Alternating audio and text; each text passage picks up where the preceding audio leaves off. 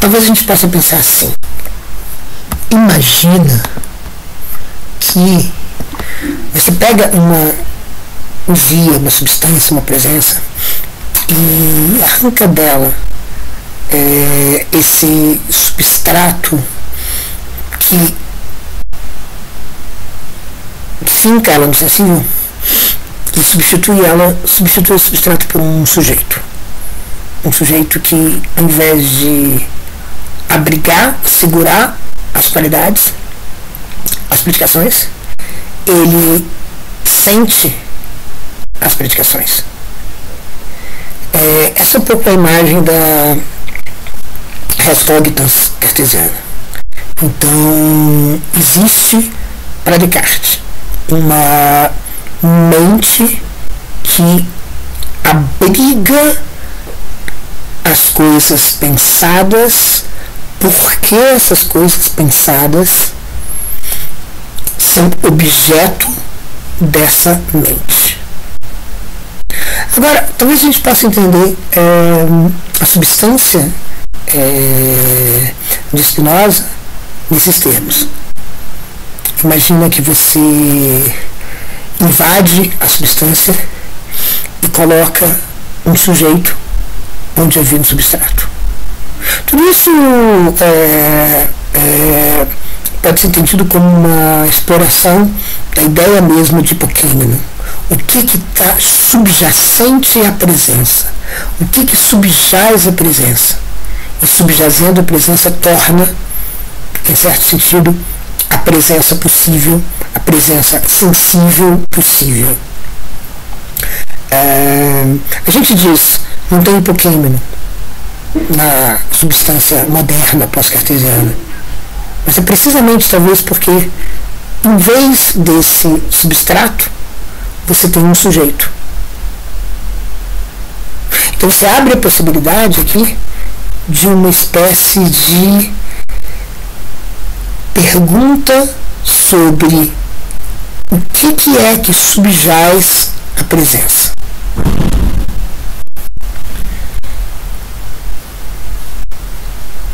A próxima parte desse vídeo vai ser subliminar, mas depois a gente volta, o vídeo volta com coisas mais liminares em seguida.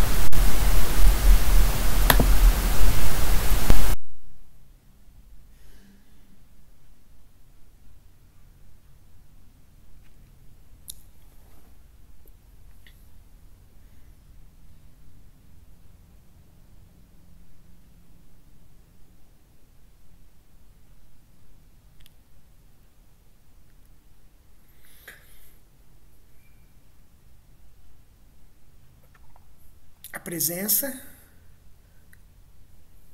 se transforma em uma presença representada, como se a gente estivesse vendo tudo por meio de um espelho ou de um vidro, como se a gente estivesse vendo as coisas que já nasceram para serem representadas. A presença tem uma essência, e essa essência ela converge ao intelecto. Então o intelecto ele fica pronto para se acoplar numa espécie de intelecto das coisas, que são as suas essências.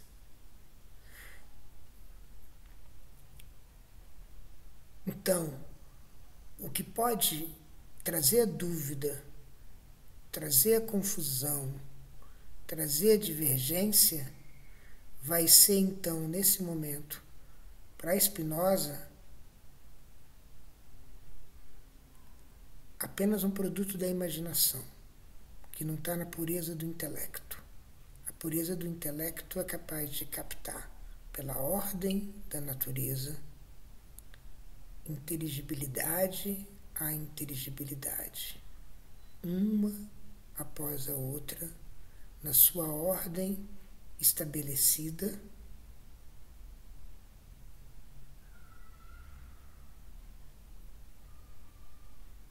que o intelecto descobre como uma questão inevitável, porque uma vez que o pensamento se dedica a buscar a essência das coisas, não tem mais divergência. As coisas aparecem de forma clara e distinta. E essa clareza de distinção, ela se dá porque as coisas já estão nelas mesmas pré-representadas ou prontas para estarem representadas. Esse passo de Spinoza é, claro, uma consequência do passo de Descartes, que é o passo em direção a entender a presença como uma presença condensada em uma essência. Então as substâncias cartesianas vão ser substâncias que se caracterizam pelas suas essências, de tal maneira que as substâncias não podem permanecer sendo aquilo que elas são sem as suas essências. E as essências são suficientes para caracterizar a substância. E aqui aparece um termo que que contrasta tanto Descartes quanto Spinoza de Aristóteles. Apesar de que no espírito a gente poderia dizer que a usia aristotélica ela também tem essa característica, que é o termo causa sui. Uma substância, uma presença, se a gente quiser, é uma coisa que causa a si mesma, que não depende de nenhuma outra coisa. Então, na correção do intelecto de Spinoza, o método vai distinguir, primeiro, as coisas são causas elas mesmas, delas mesmas, e aquelas são causas de outras coisas. As que são causas de outras coisas têm que ser explicadas conforme uma ordem racional, inteligível de causas. Aquelas que são causas de si mesmas, elas são o início dessa ordem. Portanto, elas são um fundamento para essa ordem causal, porque elas são elas mesmas autoevidentes no sentido de que elas são causas de si mesmas, causa sui. Então, em Spinoza, há apenas uma grande presença das coisas. E essa presença, ela está sempre se presenciando. Mas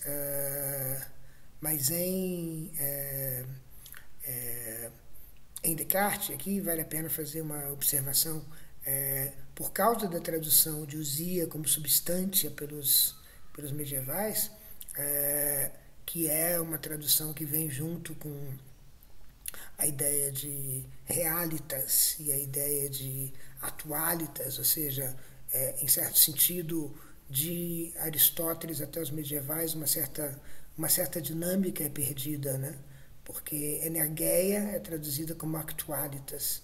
Isso significa aquilo que está já exposto, apresentado, como se a realidade fosse uma coisa estabelecida e não uma coisa em ação, en ergo. Mas é claro que aí Spinoza e Descartes vão, enfim, se você quer traduzir usia como presença, você pode traduzir usia como presença, mas você vai ter que traduzir também substância, talvez como presença. E então eles usam a palavra substância, porque eles escrevem primariamente em latim, ainda que Descartes tenha escrito alguma coisa primeiro em francês, mas ele logo sai correndo para traduzir em latim, porque senão não valia. Então, a substância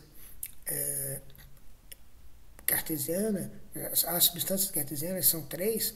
Uma é estrito sensu causa sui, e as outras duas são quase causa sui. O que importa é é que essas presenças elas são indiferentes umas das outras. Elas são isoladas no sentido que elas não são afetadas pelas outras. Então, no caso de Descartes, você tem a substância, a res pensante, a res cogitans, e você tem a res extensa. E não há nenhuma interação causal entre as duas. Ou seja, uma coisa não gera outra. A extensão não provoca pensamento, e o pensamento não provoca extensão. Então, significa que a extensão não está à mercê do pensamento, e o pensamento também não está à mercê da extensão. Ambas são completamente distintas, separadas, e ambas estão uma fora do alcance da outra.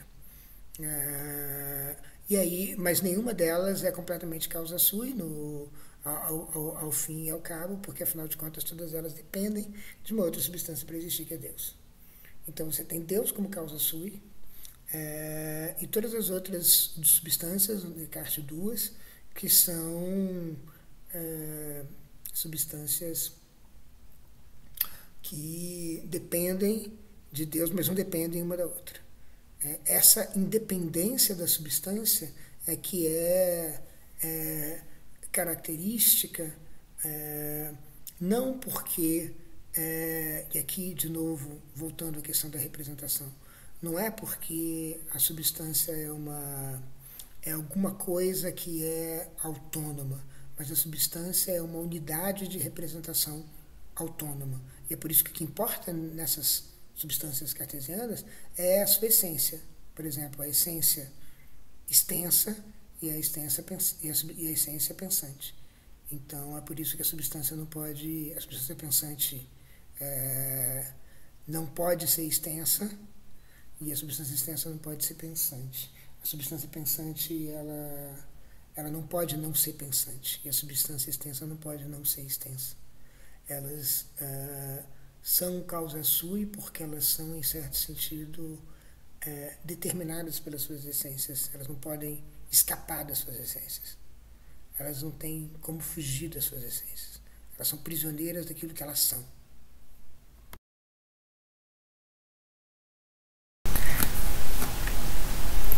Então aqui a gente está indo de Aristóteles até Descartes e Spinoza. Então a gente está fazendo esse salto mortal triplo, que pode ser justificado fuleiramente porque a gente está fazendo visitas a esses momentos importantes da história da metafísica ocidental.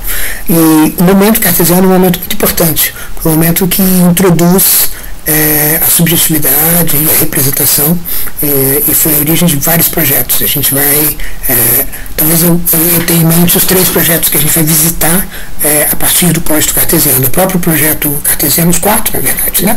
O próprio projeto cartesiano, o projeto Spinoza, que difere metafisicamente do projeto de Descartes, mas é tributário da ideia de fundação que Descartes está propondo, que se encontra no cogito, que vai gerar em Spinoza justamente essas essências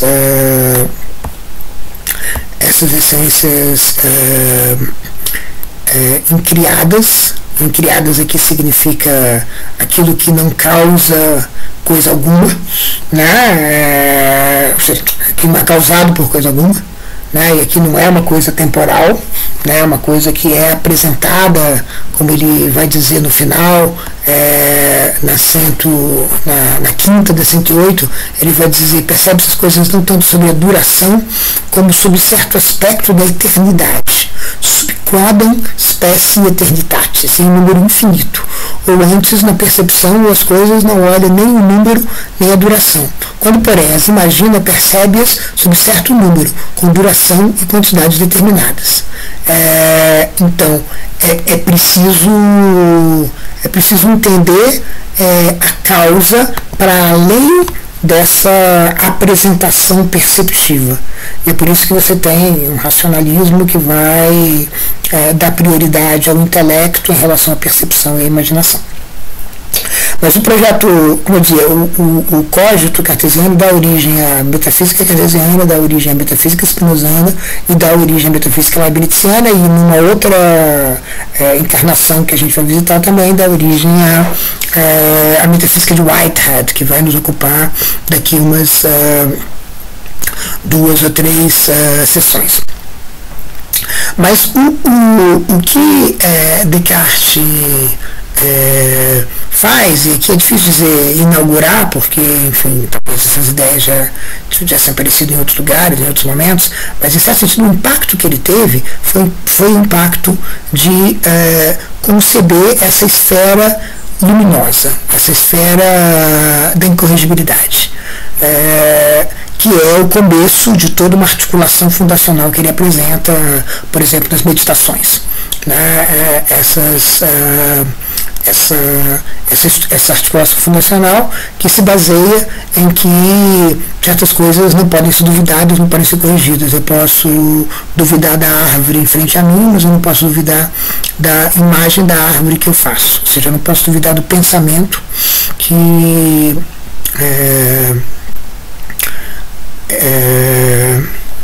eu não posso duvidar do pensamento que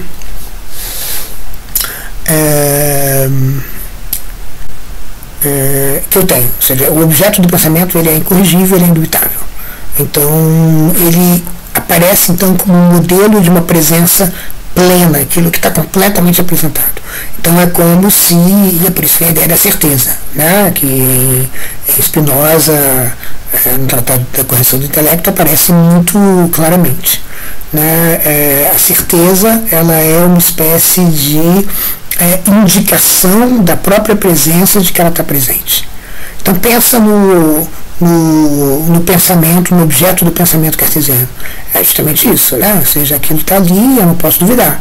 Eu posso duvidar que tem uma árvore na minha frente, mas eu não posso duvidar que a árvore que eu estou pensando na árvore. Eu não posso...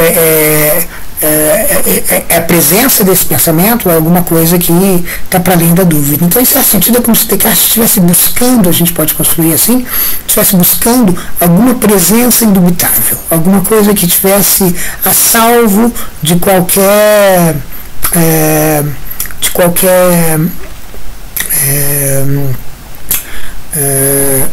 margem de dúvida, de ambiguidade, de divergência.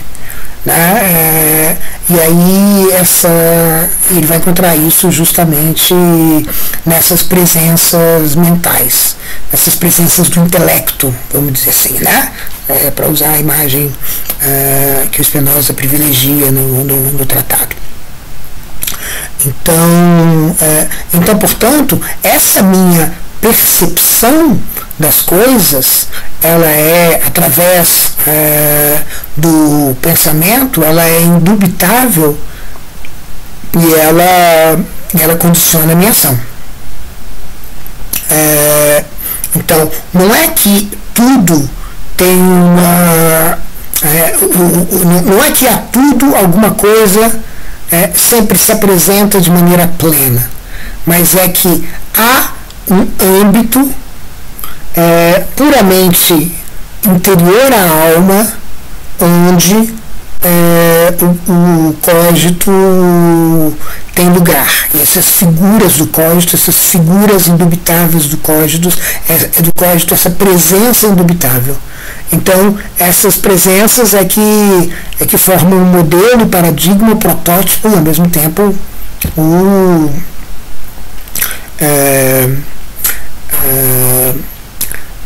tempo o fundamento para todo o resto, né? Assim em Descartes, assim em Spinoza. No caso de Descartes, é isso que mostra a relação, é o cogito que mostra a relação entre aquilo que existe e aquilo que pensa. Né? Então, por quê? Porque, em certo sentido, é como se a gente estivesse retomando aquela velha asserção do Parmênides de que o pensamento, se ele pensar a mesma coisa. Porque o ser é um pensar. ele é um certo pensamento. E o pensamento é uma intelecção do ser, uma captura do ser. Então, o ser e o pensar são o mesmo, aqui significa que o ser não é alheio à representação. Então, a substância, ela é uma essência no limite. Ou seja, o que significa uma essência? Significa alguma coisa que pode ser representado. Então, essa representação, e aí a mente cartesiana é um teatro representacional, né? É essa representação que permite que o pensamento alcance o ser, porque o ser é representado, o ser não é alheio à representação. O ser não é uma outra coisa diferente da representação. O ser é uma operação no âmbito das representações. Então não é ainda aqui que tudo representa tudo. Em Descartes, a alma representa tudo. Tá? Em Spinoza você vai ter uma substância única que representa tudo. Mas a substância, ela lida com o resto do mundo por meio de relações de representação. Então é por isso que a substância cogito, a substância do cogito, ela é essa grande transformação na história. Né? Em certo sentido, o inteligível ainda está fincado no sensível, como queria Aristóteles, no projeto mesmo da metafísica, que se difere do projeto platônico, que é um projeto de completa separação e em certo sentido, de abandono do sensível. Mas esse sensível, ele é uma representação. O sensível é ele mesmo uma representação. Então, é como se o eidos se tivesse transformado numa representação. E a representação, ela é instanciada. Né? Então, um outro ponto importante, que é em Descartes, como Spinoza, indo e vindo um pouco, você não vai ter universais, que são, as ideias não são coisas universais, mas são coisas que estão associadas a substâncias, a substância tem uma essência que é própria dela. Né? Assim como os modos da substância de Spinoza, que em Spinoza você tem uma única substância com diferentes modos, né? Esses modos, eles têm uma essência própria, que se deriva da essência da substância. Mas essa essência é responsável pela materialidade e pela inteligibilidade dessas coisas. Em Descartes você tem um paralelismo entre o sensível e o inteligível. Mas esse paralelismo faz com que não impede que o sensível seja inteligível, possa ser pensado. E por que ele pode ser pensado? Porque precisamente há um elo que conecta o pensamento e a extensão. Esse elo que conecta o pensamento e a extensão é a substância, que é, em certo sentido, mais substância que todas as substâncias, mais causa sui que todas as causas suis, como eu estava dizendo, que é a substância Deus. Deus conecta essas duas coisas. E ao conectar essas duas coisas, Deus coloca a extensão a serviço da representação. Né? Então, ele coloca o mundo sensível a serviço da representação. Ele garante que o sensível é representável. Portanto, Deus é uma espécie de garantia do projeto metafísico. Uma vez que essa garantia está feita, eu posso avançar nesse projeto de modo a eventualmente ficar convencido pelos efeitos dele, de que existe uma representação associada à sensibilidade. Então, portanto, existe o ser, ele não é alheio ao pensamento, e, portanto, a tarefa do pensamento, se é de capturar o ser, não é uma tarefa vã, porque isso pode ser feito. E Descartes e Spinoza acreditam que sim, isso pode ser feito, você pode conhecer o mundo, o sensível, ele se presta à representabilidade.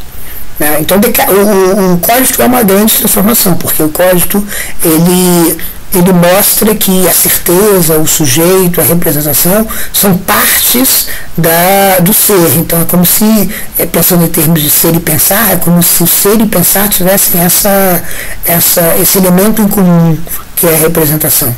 A tarefa é entender o ser como uma representação, porque a representação me dá justamente essas presenças plenas, né, que a gente pode dizer como modelo primeiro, os objetos do pensamento. Então, esses objetos do pensamento, eles são suficientes, né? Então, a gente vai ver que para eles, a verdade deles coincide com a justificação. A presença, ela é impactante a ponto de ser alguma coisa para além de qualquer espaço de dúvida. Então a presença, ela tem essa luminosidade. Agora, justamente, então a gente vai ver, como a gente vai ver em Spinoza, essa ideia de que não existe uma verdade que não é justificada. Então, por exemplo, ele vai dizer: não pensa com verdade quem acredita em alguma coisa e não é por boas razões. Se você não conhece, você não tem a verdade. A verdade só se atinge por meio do conhecimento, o Spinoza vai dizer. Então, isso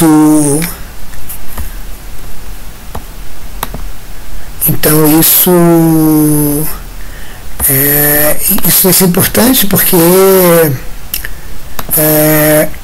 você não vai ter, portanto, uma separação entre aquilo que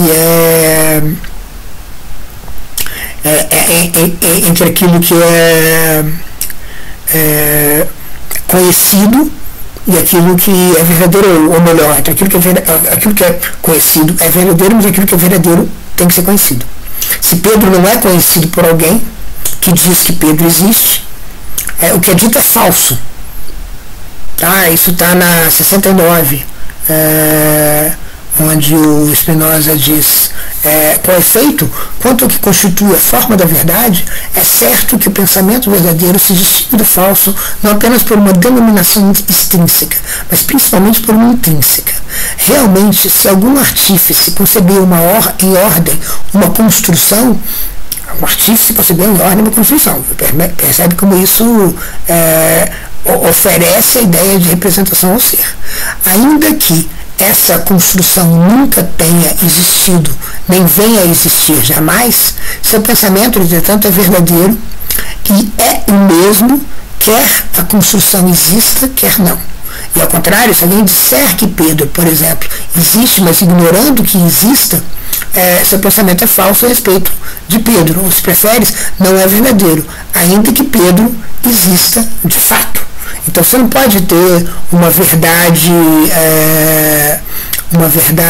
sem conhecimento, o que é uma coisa que contrasta com a intuição, por exemplo, platônica, né, do TT, do Menon, onde uma questão central do Menon vai ser a questão de saber se você tem conhecimento, em que sentido o conhecimento é melhor do que simplesmente a crença verdadeira, a opinião verdadeira. Porque a opinião verdadeira, ela parece ser tão boa quanto o conhecimento, e em certo sentido é difícil mostrar que o conhecimento possa ser melhor, que alguma coisa pode ser melhor que a opinião verdadeira. O que o conhecimento tem a adicionar em relação à opinião verdadeira? Mas Spinoza não. Spinoza, a verdade, ela atrelado ao conhecimento. A verdade só se pode alcançar por meio do conhecimento. Sem conhecimento não há verdade. E esse é um elo que se dá através da certeza e que é muito interessante, que você vê que se segue da ideia de cogito cartesiana. Justamente a ideia de cogito cartesiana não é alheia a isso, né? Ou seja, e aí você tem esses objetos do pensamento que só existem na medida em que eles são conhecidos. Você não pode dizer que tem uma certa sensação se você não experimenta essa sensação. Pelo menos para Descartes, onde não há inconsciente. Spinoza é um pouco menos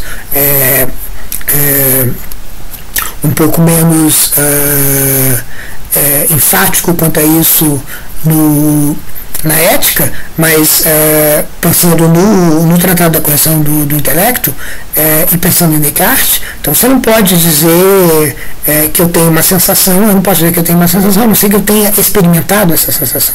Então é como se a verdade dependesse do conhecimento.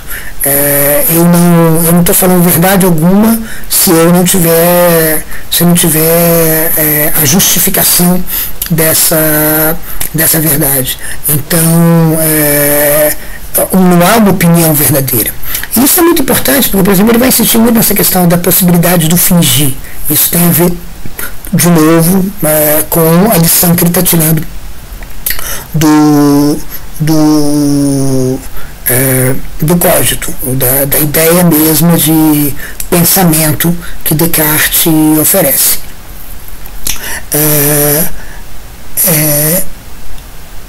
Ele diz: é impossível, para se Deus existir, é impossível fingir alguma coisa, né? Porque tudo vai se seguir por necessidade daquilo que Deus concebeu. Então, essa coisa de seguir por necessidade daquilo que foi concebido é mais ou menos o seguinte: uma vez que você sabe que não pode ser de outro jeito, você não pode fingir que é de uma maneira ou é de outra, porque apenas quando você pensa assim, uma coisa pode ser ou seja, você pode dizer assim, pode ser que o Sol gira em torno da Terra, ou a Terra gira em torno do Sol. Aí você pode fingir que você acredita que o Sol gira em torno da Terra, né? Mas você se torna incapaz de fazer isso quando você entende a necessidade de que, por exemplo, a Terra gira em torno do Sol, né? Então, quando você entende a necessidade, aí você já não consegue mais fingir. Esse é o ponto. E aqui eu acho que é uma lição. Eu estou inevitavelmente indo de Spinoza a Descartes, indo e voltando, mas a ideia é um pouco entender essa herança cartesiana em Spinoza, né? E essa herança não é total, ou seja, Spinoza é um cartesiano, mas ele não é um cartesiano, ele não é Descartes, né? Ou seja, há muitos pontos importantes em que há uma cisão importante, não só na metafísica das substâncias, mas também na própria concepção do que é o pensamento, e da possibilidade de que as tonalidades da emoção, das paixões, revelem coisas sobre o pensamento que não estão descortinadas nesse teatro que Descartes elabora, mas justamente, né, ele é cartesiano num sentido importante, né, que é justamente esse de dizer que a partir de verdades claras e distintas é como se uma representação nos fosse apresentada. E a tarefa do intelecto é se moldar, evitar as tentações da imaginação para se moldar a essa representação que se dá nas essências das coisas. Então, se ater às essências, que são essências afirmativas, né? E aí é interessante essa observação sobre as palavras, né? Porque ele vai dizer as palavras negativas, elas são justamente palavras que não captam essência nenhuma. Eu não digo nada de alguma coisa quando eu digo que ela é indefinida, infinita, ou que ela é inimaginável, ou que ela é incriada. Eu posso até simplificar na comunicação, mas eu não estou captando essências. Captar essências é captar alguma coisa afirmativa. Então, o que emerge daí é a capacidade de fazer com que cada coisa possa ter a sua essência, que possa ser capturada, porque ela tem uma representação e ela é, no seu limite, a sua representação.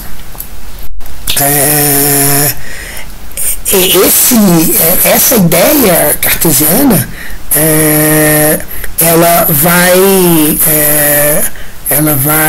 levar Spinoza a formular essa doutrina de que quando uma coisa é sabida, ela é sabida por necessidade. E se ela não é sabida por necessidade, sabida com necessidade, ela não é sabida, ela não é de fato sabida. Ela pode ser sabida imperfeitamente, pode ser que a imaginação esteja envolvida no artifício do intelecto, até pela própria limitação do intelecto humano. Isso pode acontecer, mas no limite, o conhecimento envolve uma necessidade que é inevitável, né? Ou seja, uma necessidade sem a qual não dá para conhecer. Então Spinoza está construindo a partir de Descartes justamente essa ideia de certeza, né? Então é como se ele quisesse, em certo sentido, expandir tudo que é a representação indubitável do cogito acerca do domínio mental a tudo, né? E dissesse, olha, na verdade, tudo tem uma essência, e essa essência pode ser capturada de maneira incorrigível. E essa captura é uma captura que não é alheia à representação. Ela ela já está moldada para a representação. E ao contrário do que Descartes faz, que é requerer Deus como uma substância que conecta o pensante e o extenso, né, e faz com que, por exemplo, não haja um gênio maligno que esteja sistematicamente enganando o meu pensamento, de modo a pensar que existe alguma coisa que não existe, que se apresenta alguma coisa que não se apresenta, etc. Que alguma coisa tenha uma essência diferente do que ela é. Justamente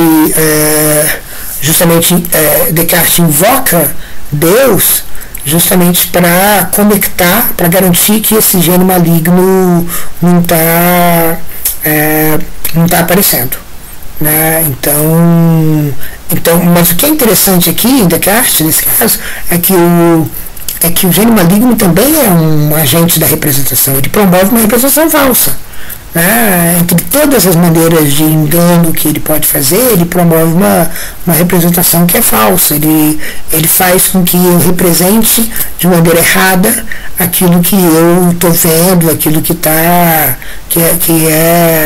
seria um objeto da minha tentativa de conhecimento. Então Deus aparece como aquele que impede o gênio maligno. Ou seja, Deus é uma garantia da representação. Em Spinoza, Deus não é uma garantia da representação.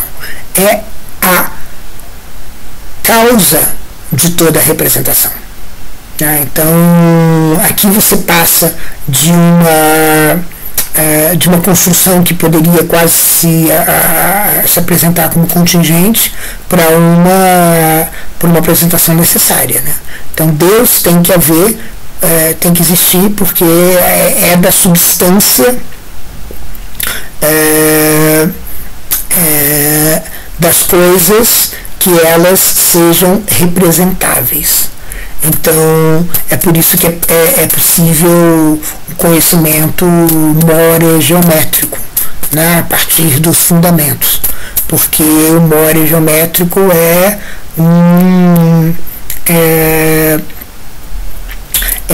justamente um modo em que é como se as coisas já tivessem representadas. De alguma maneira eu já tenho a imagem na imagem do triângulo tudo que é preciso representar, e o more geométrico vai me permitir simplesmente desempacotar essas coisas. Então, esse desempacotamento que o racionalista tanto gosta no seu modelo matemático, né, é justamente é aquilo que a substância única que está associada ao ser perfeitíssimo, que não pode deixar, perfeitíssimo no sentido de que não pode deixar de existir, né? Concebê-lo é já garantir a sua essência, né? E isso é muito importante para Spinoza. Esse ser é aquele que representa. Então a representação é a representação desse ser. Então eu não posso ser enganado, porque se eu for enganado eu não vou estar operando de acordo com o intelecto, porque o intelecto começa com a clareza e a distinção da captação de Deus, que é a fonte de toda a representação. E aí a representação ela é verdadeira se ela estiver de acordo com a construção substantiva de Deus. Então, e essa construção não é uma construção no sentido de uma criação num certo momento, mas é a construção no sentido da maneira como Deus vai expressar os seus atributos, que são as suas representações, né? Então, não é que há um representador, né, mas há que Deus é a própria representação, não é a garantia da representação, mas é a própria representação. É, portanto, essa estrutura de base que causa tudo que existe. Então, conhecer vai ser conhecer essa substância. E conhecer essa substância é conhecer a sua essência, e a sua essência é um enorme trabalho convergente a ser feito aí, mas essa essência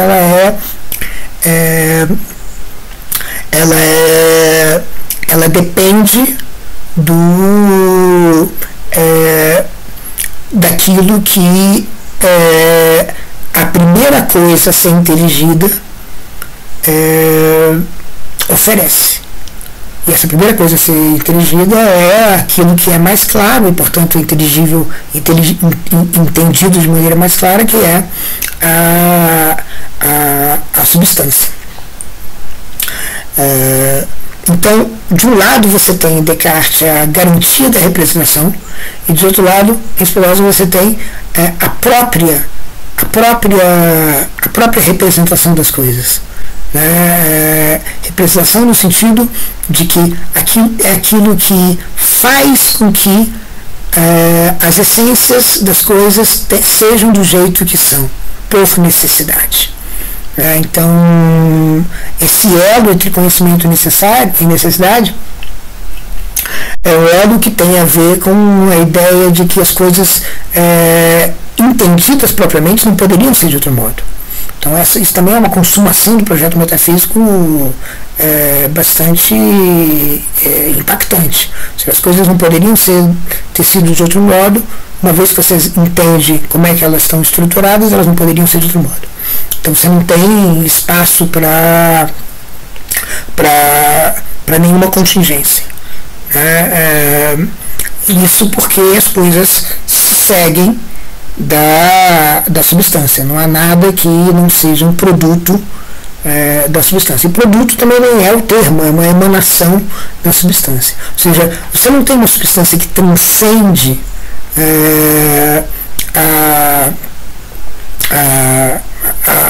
aquilo que existe.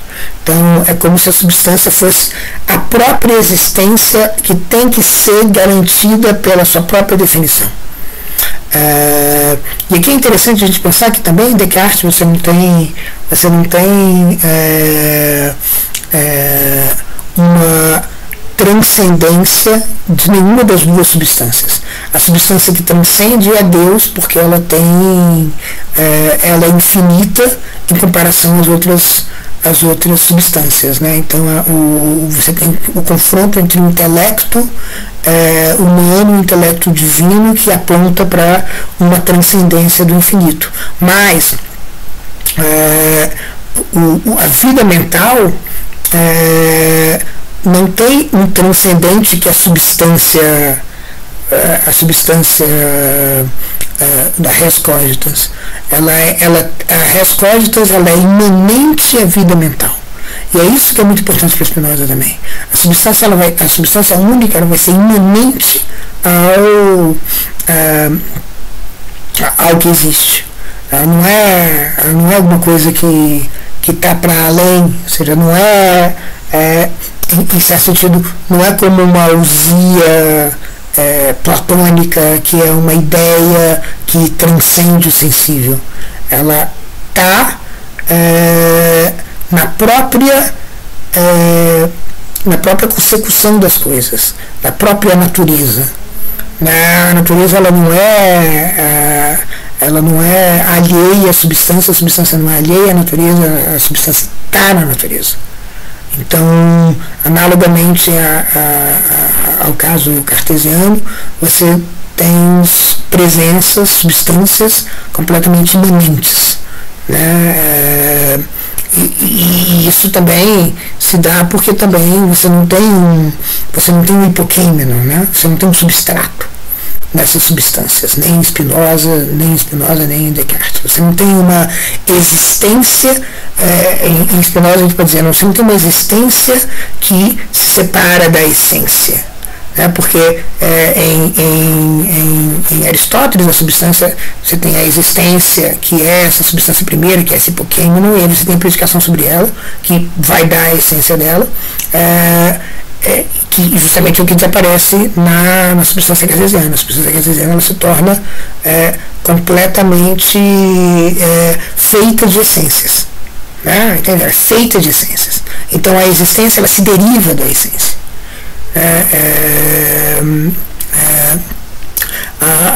A existência é uma consequência da essência, e não o contrário.